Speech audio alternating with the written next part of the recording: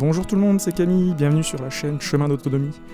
J'ai enfin reçu le micro, donc je m'étais dit qu'il est temps que je vous fasse une petite vidéo pour vous présenter mon jardin.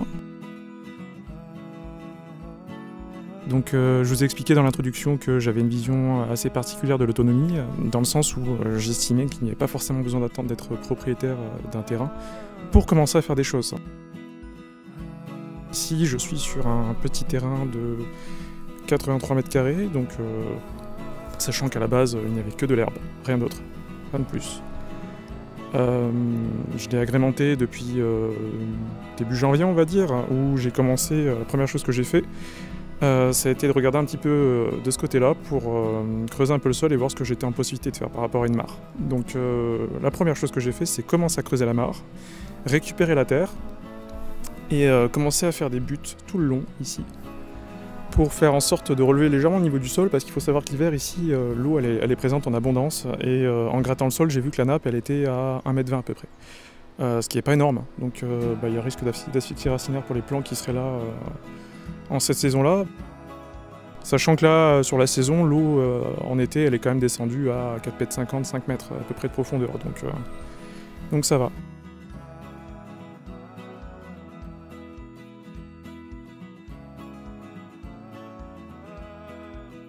Donc je vous présente un petit peu, donc il y a cette mare, j'ai quelques plantes, malheureusement j'ai oublié le nom, mais j'essaierai de vous le mettre sur une étiquette pour que vous sachiez ce que c'est.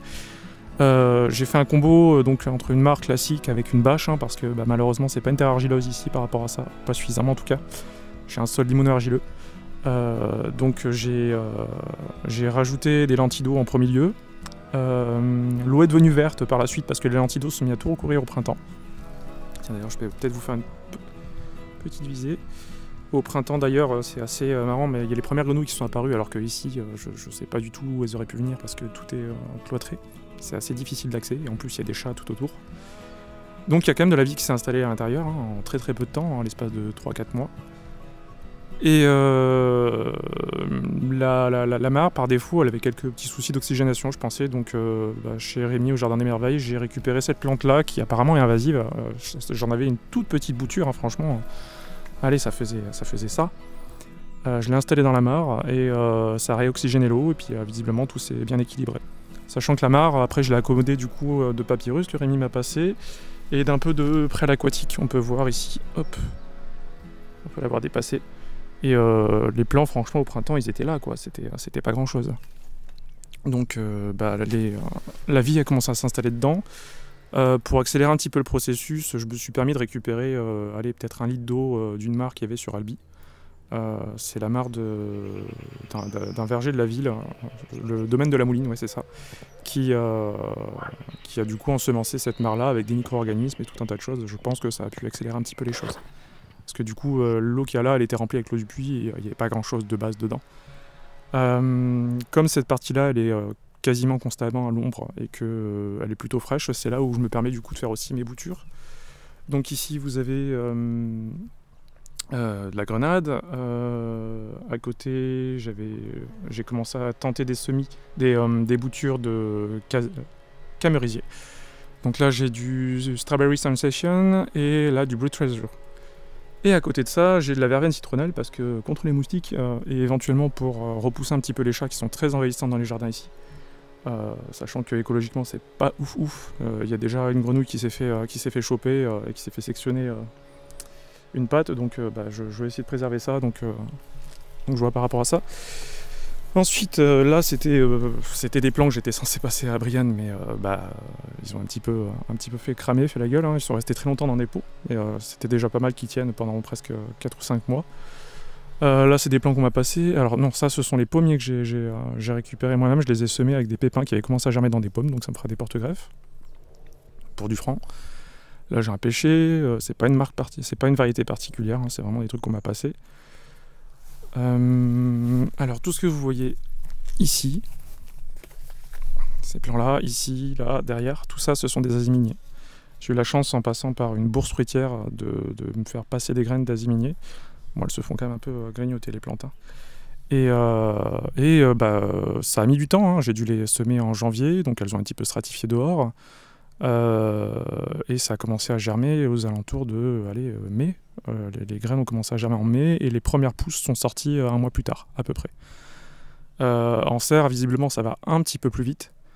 Mais au final, c'est pas si exceptionnel parce que mes plants, en termes de taille, ils ont rattrapé largement ceux qui avaient poussé en serre au Jardin des Merveilles. Donc voilà.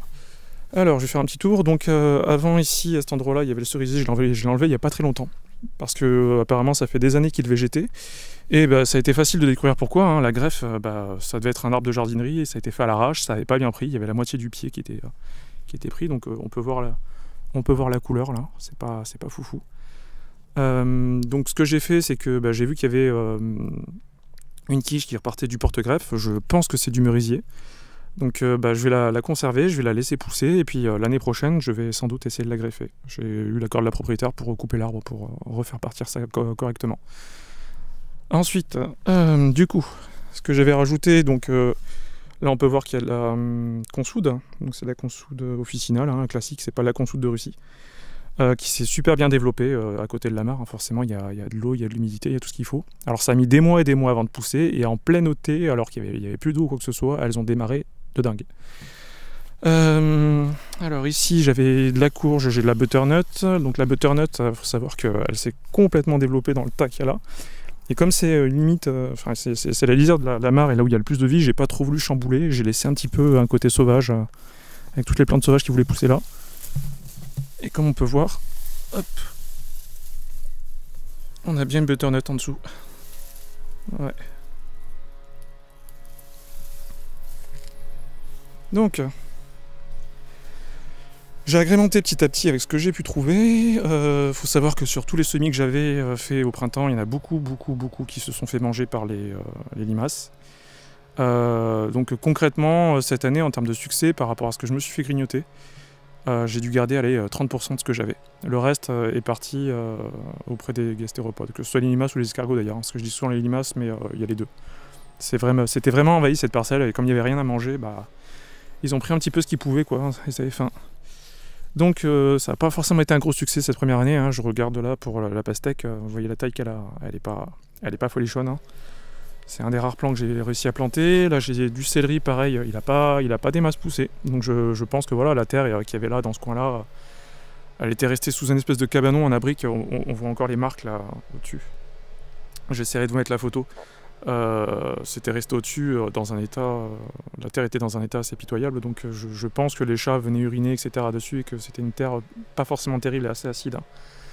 Mais voilà, j'ai essayé de planter des trucs. Là il y a le fraisier qui est reparti. De ce côté-là, c'est un coin qui est tout le temps exposé à l'ombre, donc j'ai essayé de faire en sorte de mettre des plants qui seraient capables de supporter ça. Donc il y a de la blette dans toutes les couleurs. Donc j'ai de la blanche, de la rouge, là il y a de la jaune, elle pousse un peu moins bien. Ici de nouveau de la blanche, mais celle-là s'en sort super bien là où elle est. Derrière il y a Rémi qui m'est passé un framboisier, c'est un Zeva. Ça fait des petites framboises rouge-rose, pardon. Donc j'espère qu'il va partir, il a eu un peu de mal celui-là. Mais apparemment la propriétaire du terrain avait mis pas mal de sel sur le contour des clôtures tout le long pour empêcher les plants de pousser. Je vous montrerai de l'autre côté, c'est encore plus flagrant. Ensuite, ici j'ai mis de la goji. Donc cette goji là, ça vient de chez Rémi, le Jardin des Merveilles, qui lui-même l'a bouturé depuis des plants qu'il a eu chez Septin. Donc c'est la Septin Select, qui est du coup très productive, hein, vous pouvez voir. Hein. Je l'ai plantée il y a quelques mois et puis ça y est, elle est chargée de fruits. Sachant que j'en ai ramassé, hein, il y en avait beaucoup plus à la base. Hein. Donc là ce que je vais faire, c'est que dès que j'aurai mangé tous les fruits qu'il y a dessus, je vais simplement reprendre des petits bouts de branches et puis les bouturer, parce que ça se bouture très facilement les goji. Donc, pour les pieds de tomates, j'avais pas mal de choses. Donc là, j'ai de la noix de Crimée, logiquement. Donc malheureusement, on peut voir qu'il y a les bestioles de temps en temps qui font des dégâts. Mais globalement, j'ai quand même pas mal de récoltes Sur les tomates, j'ai été assez verni, à part quelques variétés qui ont franchement été assez pauvres, pour lesquelles j'en attendais pas mal, parce qu'elles me semblaient assez originales. Mais l'originalité ne veut pas tout dire, hein. Typiquement, là, j'ai de la Pansy Yap, donc c'est un croisement entre la zébra qui est assez connue et une autre tomate. Et elle n'est pas si exceptionnelle que ça, parce que les fruits qu'elle a produits sont relativement petits, ils sont plutôt fades. Je pense pas que je récupérerai des graines pour l'année prochaine. En plus, elle a une très faible croissance, un port déterminé, le pied reste tout petit, donc c'est pas très intéressant. Donc ça fait partie des expériences comme ça. Je vous montrerai tout à l'heure, j'ai essayé 13 pieds de tomates à peu près. Ensuite, alors de ce côté-là, c'est peut-être une erreur que j'avais fait, j'aurais peut-être pas dû surélever au niveau de la terre. C'est le premier endroit où j'ai mis de la terre par rapport à ce que j'ai récupéré par rapport à la mare. Donc ici, logiquement, on le voit, ça repart un petit peu, mais ça a eu beaucoup de mal, ça s'est beaucoup asséché. Il y a c'est la framboise Falgold. Ici, normalement, il y a un petit fraisier qui a réussi à survivre en dépit de la chaleur. On peut voir là la feuille. C'est un framboisier fraise du Japon. Et ici, malheureusement, j'ai l'impression que ça n'a pas survécu. Non, on dirait pas. À cet endroit-là, j'avais planté un framboisier fraise du Japon. Et l'autre, c'était de la fraise framboise, pardon.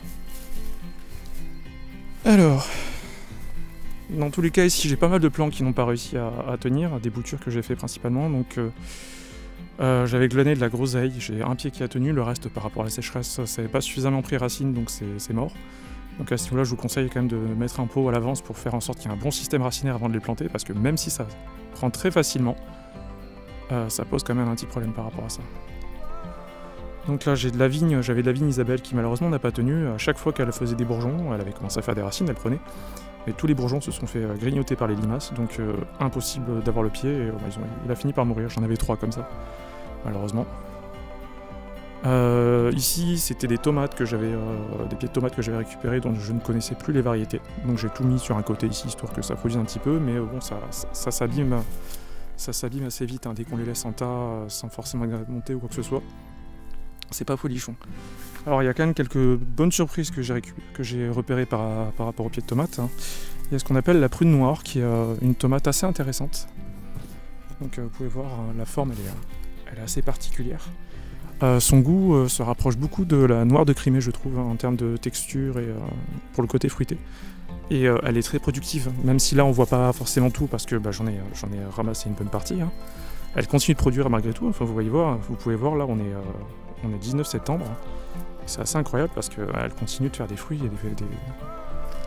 et des fleurs tout azimut, quoi. Alors ça, c'était une des variétés qui me semblait être le plus prometteuse, et ça s'est confirmé. À côté de ça, j'ai essayé une autre variété qui s'appelle la Danse avec les Schtroumpfs, qui est du coup une de ces tomates indigo, qui en théorie devrait être assez intéressante. Je vais essayer de vous en choper une là, elles ont l'air bien noires. Donc elles sont belles, les pieds étaient franchement super beaux de base, là celui-là il n'est pas tutoré donc forcément il est retombé. Mais en termes de goût, ça apportait pas grand chose, hein. C'était pas fou. Donc là, j'ai encore de la noire de Crimée qui est en train de pousser. Vous pouvez voir. Hop. Ensuite, on peut voir ici, pas mal de production, il y a ce qu'il faut. Ça c'est la Blue Beauty, donc ça c'est une variété que j'ai découvert qui est pas mal intéressante aussi, même si elle est pas aussi productive que d'autres tomates et elle est un peu plus tardive, donc elle a un peu de mal. Derrière, qui se fait envahir par le liseron, c'était un plant de Washington Cherry, donc celle-là elle se fatigue très vite, mais elle a l'avantage d'être très très précoce. C'est une des premières tomates qu'on peut avoir. Alors, ici c'est un peu mieux développé. C'est encore de la Pansy Yap, donc on peut remarquer un feuillage très particulier, duveteux, et ça vaut aussi sur les fruits. Quand on les touche, on peut s'apercevoir qu'il y a un léger duvet dessus. Donc c'est une plante intéressante par sa particularité, mais c'est surtout ornemental, quoi, en fait. C'est pas très intéressant en tant que tel pour le goût. Je ressens même pas les arômes finalement de la zébra, quoi. C'est pas ouf. Donc ici, là les deux, c'était un pied de Danse avec les Schtroumpfs et un autre de Bosque Blue. Donc la danse avec les schtroumpfs, elle a vraiment pas été ouf, la Bosque Blue non plus. Petite tomate cerise indigo, indigo c'est sympa, mais la plupart des variétés finalement sont pas extraordinaires. À quelques exceptions près, là par exemple j'ai découvert la Black Shadow, et la Black Shadow est très très intéressante parce qu'elle a des arômes de citron. Elle n'est pas forcément très acide pour autant, mais elle est très intéressante en termes de goût pour découvrir de nouvelles saveurs. Donc en plus elle est assez jolie, hein, elle est sympathique. Vous pouvez voir, très très sympa. Hop. Alors ici on a la tomate ananas, donc là c'est un des rares plants, parce qu'ici en fait c'est la sélection des pieds les plus forts que j'ai plantés. D'accord. Ouais, elle s'est quand même fait grignoter de l'intérieur.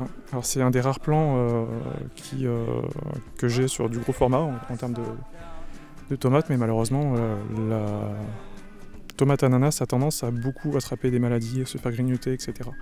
Elle est vraiment très très bonne, mais elle est très très difficile à tenir, quoi. Et puis là du coup on peut voir, elle s'est bien fait manger, quoi. Donc, je vais la mettre de côté. J'aimerais bien en récupérer quelques graines malgré tout. Donc je vais les laisser les mûrir sur le support. Ici on peut voir, hop, ça a bien poussé aussi. Donc ça je pense que c'est de la... Ouais, le pied il a pris depuis là-bas, c'est de la Bosque Blue. Non, la Black Shadow. Donc voilà, quand elle est pas au soleil, elle est quand même moins noire qu'à l'accoutumée. Hop.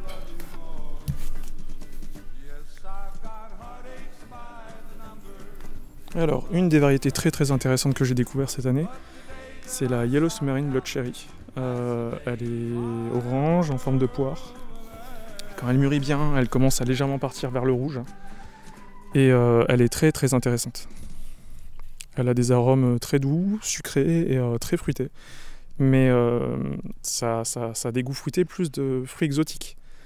Ça se rapproche pas tellement du goût de la tomate qu'on a tendance à connaître habituellement. Donc je trouve que pour une tomate légèrement d'aspect un petit peu bonbon ou pour un apéro, un cocktail, ce genre de choses, ça peut être pas mal.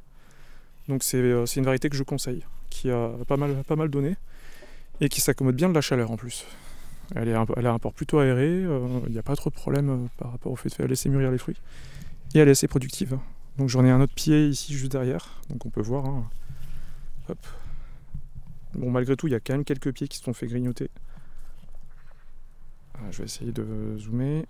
Voilà. Il y a quand même quelques pieds qui sont fait grignoter par les insectes, mais grosso modo, franchement, ils s'en sortent plutôt bien. Et c'est assez joli. Alors, la prune noire, j'en ai un autre pied là, figurez-vous, et celui-là, par contre, il a été dévoré par les punaises. Donc, c'est assez incroyable. Les fruits, on peut voir qu'ils se sont fait... Je vais essayer de faire le focus. Les fruits se sont fait grignoter dans tous les sens, quoi.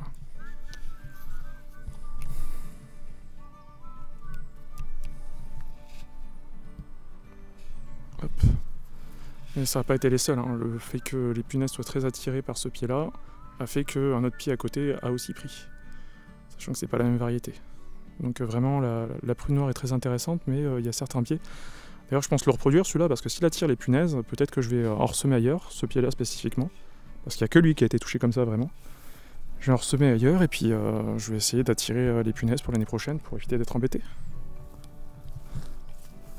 Alors, contre le cabanon, à la base, il n'y avait rien, j'ai installé un petit grillage. Donc, là, si je dis pas de bêtises, il y a encore de la Bosque Blue qui est en train de pousser. C'est de la tomate. Derrière, ici, j'ai laissé grimper une vigne. Vous pouvez voir. Et donc là, il y a une vigne Noah qui commence à grimper. Donc il faut que je la remette correctement dedans. Hein. Et je voulais planter de la passiflore et je trouve que en fait la passiflore est venue toute seule. J'ai même pas eu besoin de la semer ou de la planter ou quoi que ce soit. Rien eu à faire. Donc c'est génial. Et elle s'est installée tout le long là. Ce qui est assez incroyable. Et en fait elle sert de support à absolument tout.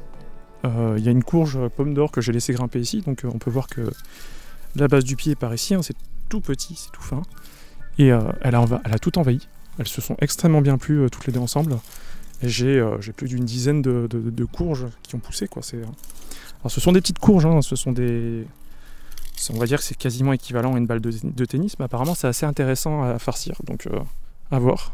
Donc, je vais vous faire un plan large. Hop. Voilà.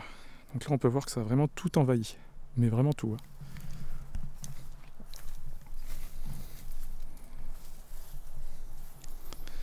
Là j'ai de la capucine, ah, il commence à y avoir de l'odium légèrement. Donc bah, ça c'est pas grave, hein, je vais le laisser s'installer tel quel. Hein. Donc ça c'est parce que bah, du coup ça a tellement poussé que c'est en train de repartir vers le bas parce qu'il n'y a plus grand chose sur quoi s'accrocher quoi. Mais ça c'est incroyable, hein, on est en fin de mois septembre et il continue d'y avoir des fruits qui poussent. En plus on a un climat super clément par rapport au jardin. Certes il a fait très chaud cet été mais on s'en sort plutôt bien pour une fin de mois de septembre et je pense que ça va se prolonger encore en octobre et qu'on va pouvoir avoir encore des tomates, des courges, ce genre de choses. Donc là j'ai de la capucine qui a bien rempli son office parce que ça a pas mal attiré les pucerons, donc elle a carrément cramé, elle en est morte. Mais les coccinelles sont venus faire le boulot après, quoi. Ça les a attirés à fond. J'avais publié une petite vidéo dans une playlist par rapport à ça. Et ça s'en est plutôt bien sorti. Derrière j'ai mis une petite bûche avec des trous dedans pour pouvoir attirer des insectes, pour qu'ils puissent s'y abriter s'il y a besoin.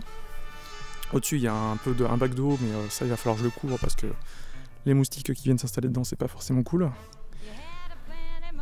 Ici j'avais des pieds de tomates à la base et une bouture d'un kiwi cherry blonde que j'avais reçu de fruitier.net, donc la bourse au greffon. Je pensais qu'elle était morte et elle est repartie. Elle a pris le soleil tout l'été, ça a cramé comme c'était pas possible, j'arrosais plus et malgré tout, là elle est repartie. Donc je vais la laisser prospérer sans trop l'arroser parce que visiblement elle s'est adaptée au fait de pas avoir trop d'eau, ce qui est très très bien pour un arbre de la famille des kiwis, enfin une liane. Et voilà. Ensuite, vous voyez là ici, il y avait de la capucine qui commence à repartir. D'ailleurs, elle s'est même ressemée toute seule, hein, c'est incroyable. Elle commence à repartir et elle a complètement brûlé entre le soleil et puis les pucerons qui l'a grignoté dans tous les sens. Mais malgré tout, elle s'en sort super bien. Et elle repart. Alors, toute cette parcelle-là, c'est une parcelle que j'ai présentée à ceux qui ont vu mes vidéos de l'ancienne chaîne que j'avais qui a été strikée. J'avais des pommes de terre partout, donc j'ai fait une bonne récolte, c'était assez sympathique. J'ai pu tester plein de variétés et voir des différences de rendement en fonction des variétés. Donc j'avais de la rose, de la blanche, de la jaune, de la bleue, c'est pas par hasard que les professionnels utilisent des variétés qui sont pas forcément bleues, parce que elles sont sympas en soi, hein, mais elles ont pas forcément un super goût. Moi je trouve que je leur trouve un goût métallique si on les fait cuire au four directement. Et en plus de ça, elles sont pas hyper productives, donc c'est pas forcément très intéressant. Ici j'ai essayé de semer de la mâche et en fait, manque de bol, en remuant le sol, ça a juste fait germer des raisins d'Amérique qui ont tout envahi. Donc de base il y avait quelques pieds ici, j'ai essayé de les maintenir et de ne pas les laisser monter en fruits pour éviter qu'ils n'essaiment partout. Et la voisine m'a dit qu'à la base ce sol était envahi de raisins d'Amérique, donc ça explique qu'il y a des graines dans le sol et que j'arrive à rien faire pousser quasiment, quoi. Donc j'ai pu faire pousser un petit peu de lin quand même, j'ai réussi à en faire germer, mais voilà, le mélange lin-mâche, là, il n'y a rien qui a pris, quoi. Donc ici, ce sera pour du repiquage. Et c'est justement ce que j'ai fait. Donc là, j'ai encore du topinambour qui a une taille respectable. Et là, j'ai un topinambour géant qui a poussé, mais alors, on dirait un tournesol géant, quoi. Donc lui, je pense qu'il va y avoir de bonnes récoltes. Sachant que les topinambours, j'ai absolument rien fait pour les entretenir. Rien du tout. J'ai récupéré de vieux topinambours tout secs, des roses qu'on trouve en magasin bio. Je les ai mis dans le sol et 4-5 mois plus tard, c'est sorti tout seul et j'ai pas eu besoin d'arrosage ou quoi que ce soit. Rien du tout. Donc, là j'ai mis, du coup, c'est de la sucrine rouge. J'ai les pieds les plus faibles qui se sont fait dévorer, mais alors les autres ils ont tenu, donc je pense que ça va partir là et puis que ça va pouvoir se développer comme il faut. Je devrais pas avoir trop de soucis. Enfin, j'espère. Ensuite, que je vous montre. Donc ici, on a de la casaille Josta. Donc celle-là, je l'ai plantée donc au début de l'année. Je l'ai reçue de par atmosphère. Et elle s'est très très bien développée, donc j'espère que l'année prochaine, je pourrai avoir des fruits. J'hésite là à tenter d'en récupérer un petit peu pour la bouturer, pour en planter d'autres. Alors ça, c'est de la framboise. C'est une framboise très particulière, c'est la première framboise pourpre remontante, c'est de la Mailing Passion. Donc ça j'en ai 3 pieds. 3 pieds que j'ai commandés sur Happy Berry, qui fournit du coup des variétés assez intéressantes. Et les framboises sont assez sympathiques, hein, j'en ai déjà eu quelques-unes. C'est plutôt cool. Ici j'ai une framboise jaune, dont je ne sais pas si c'est la sucrée de Metz ou la Falgold, elle n'a pas encore produite. C'est un pied que j'avais glané sur Albi alors qu'ils arrachaient tous les pieds autour des ronds-points. Et que du coup j'ai replanté là pour le laisser prospérer comme il voulait. Là j'ai tenté une bouture d'amélanchier mais ça n'a pas pris. Ici j'ai encore du topinambour qui a poussé, hein, c'est assez incroyable. Derrière, alors là ça va paraître chétif parce que je les ai coupés récemment, c'est du camerisier. Donc là c'est du Strawberry Sensation.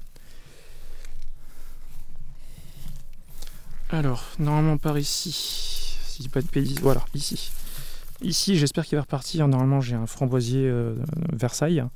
Donc là, il a cramé pendant l'été, mais je pense qu'il va pouvoir repartir sans trop de problèmes. Les autres pieds ont fait des repousses, donc là, j'en ai un autre ici aussi. Donc l'avantage de la Versailles, c'est qu'elle fait des fruits très gros. Ça y est, c'est reparti là. Elle fait des fruits très gros, ils sont très doux, sucrés, pas acides. Et c'est une variété sans épines. Mais vraiment pas d'épines du tout, c'est pas juste des petites épines. Donc ça, pour ça, c'est génial. Ici, c'est de l'oseille que j'avais récupéré.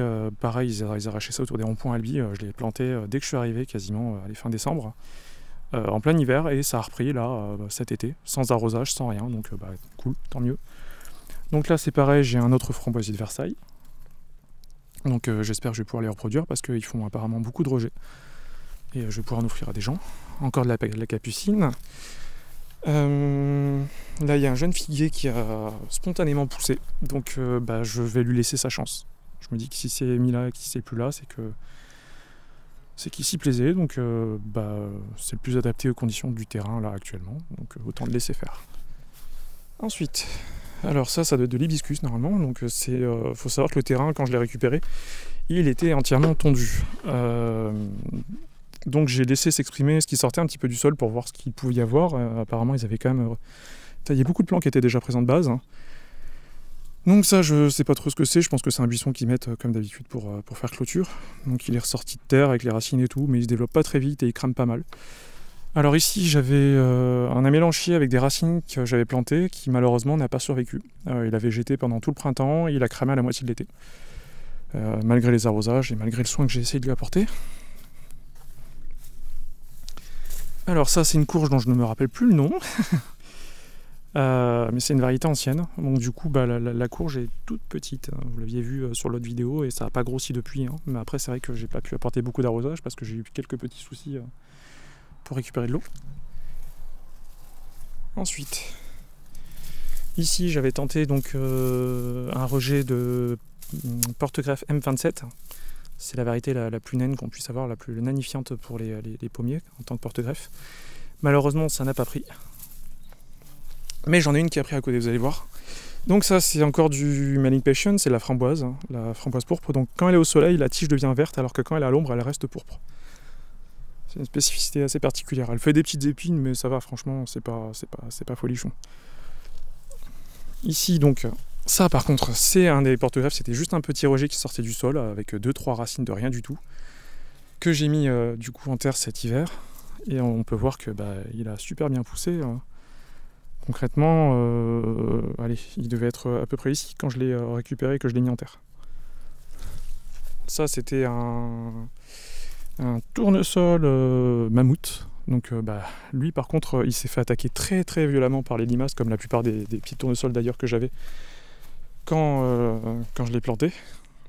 Et tous ceux que j'ai semés se sont fait manger par les limaces. Ceux que j'ai plantés par la suite, ils se sont fait grignoter, mais celui-là particulièrement. Et du coup, il a commencé à faire plusieurs fleurs très très vite. Ici, donc du coup, j'ai encore du Manic Passion. Vous pouvez voir. Là, j'ai de la fraise, c'est du fraisier Mountain Everest, donc c'est censé être un fraisier grimpant, mais pour l'instant j'en ai pas encore vu trop les particularités. Donc vous pouvez voir que je laisse le liseron s'exprimer. Hein. D'ailleurs j'aimerais bien faire une vidéo là-dessus parce qu'on n'arrête pas de critiquer le liseron, de dire que c'est gênant, que c'est envahissant, etc. Mais malgré tout, dans des conditions particulières, ça a quand même pas mal d'avantages. Hein. Là, enfin franchement, le sol que j'ai là, ça l'a beaucoup protégé. Hein. Donc quand vous n'avez pas trop de paillage, que vous n'avez pas forcément accès à tout ce que vous voulez, pour faire de l'ombrage, ça peut être assez sympathique. Alors ça c'est le pommier, c'est le M9 que Rémi m'avait passé. qui est issu de son propre arbre qui lui sert pour faire des porte-greffes de M9. Donc lui, il a poussé moyennement, mais il y a quand même de quoi faire quelques trucs sympas là. Hein. Je veux dire, je peux couper une branche ou deux et puis commencer à essayer de faire des porte-greffes pour l'année prochaine. Hop. Alors ça, je ne suis pas sûr du tout de ce que c'est. C'est quelque chose qui a poussé spontanément ici et qui visiblement a été recépé plusieurs fois. Donc je pense que c'est un cornouiller. Pas comestible, hein. C'est un cornouiller sanguin, je crois que c'est ce qu'on a ici, que les oiseaux... dont les oiseaux sont assez friands, donc je me tâte à le laisser un petit peu s'exprimer pour que s'il fasse des fruits, il puisse réattirer des oiseaux ici, parce qu'avec les chats, malheureusement, il n'y a plus grand-chose. Ensuite, encore ici, j'ai un framboisier Moutenbrest.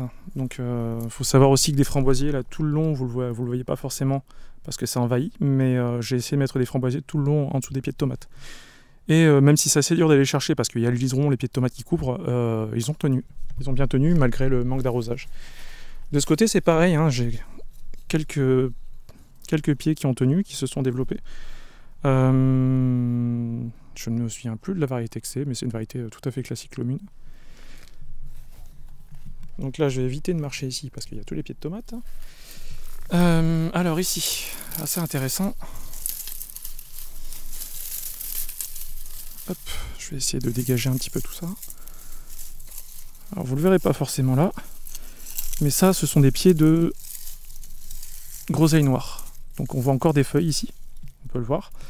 Et normalement, ça c'est de la groseille qu'on est censé mettre à l'ombre. Et en fait, le liseron l'a littéralement sauvé. Parce que tous les groseilliers que j'avais plantés là tout le long de cette structure, qui chauffe pas mal d'ailleurs, ils n'ont pas tenu. Et lui, il a tenu. Et les autres n'étaient pas envahis par le liseron. Je vais repasser de l'autre côté juste pour vous montrer un petit truc en plus. Alors, ça c'est encore... Ah oui, je me souviens de l'espèce que c'est maintenant, c'est de la mara des bois. La mara des bois est assez facile à tenir et à reproduire, donc du coup je l'ai laissé prospérer. Alors ça, faut savoir que c'est un plant qui fait beaucoup de rejets à la base, donc vous pouvez voir ici que j'en ai coupé pas mal. Je savais pas ce que c'était au début, et puis je l'ai laissé un petit peu grandir pour voir ce que ça donnerait. Et il se trouve que c'est du sureau noir. Donc ça devient assez grand, c'est assez envahissant, mais si on le tient, on peut en faire des choses sympas.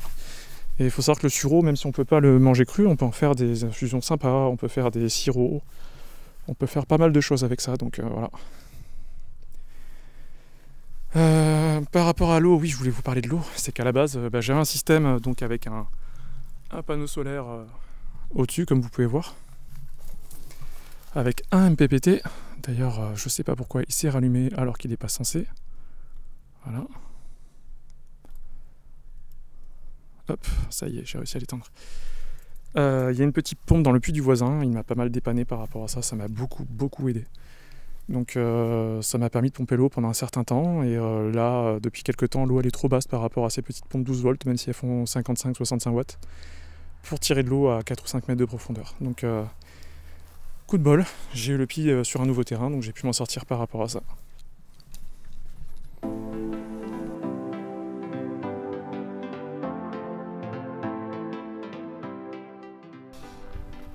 Il faut savoir que ce terrain-là,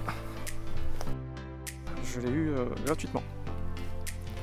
Alors, il ne m'appartient pas. Tout ce que vous voyez derrière, au niveau des ronces qui dépassent là-bas, imaginez un terrain comme ça, avec le merisier que vous voyez dépasser jusque là-haut, complètement envahi de ronces, depuis 15-25 ans.